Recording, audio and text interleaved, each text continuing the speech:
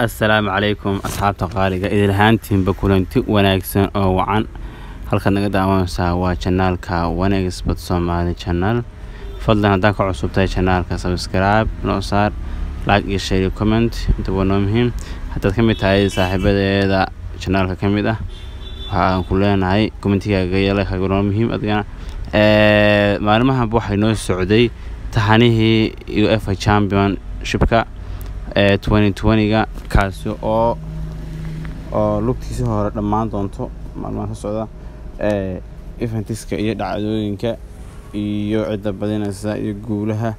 ayaan maalmaha fiirfiirin jirnay maanta hadeen fiirno labada ciyaarood ee la ciyaari doono cid badan doonta oo Italy iyo Wales iyo Switzerland iyo Turkey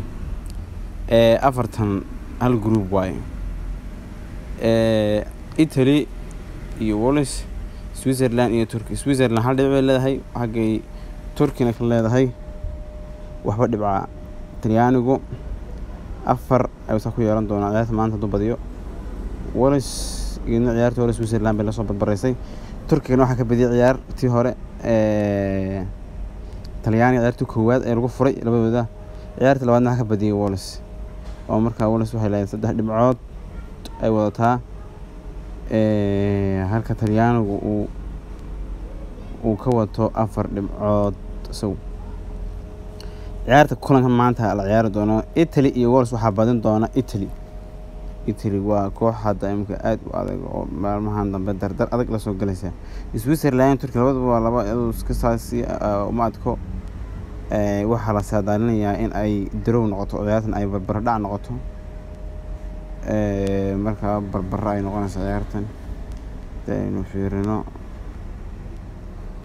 qofka 5 saarta $32 waaye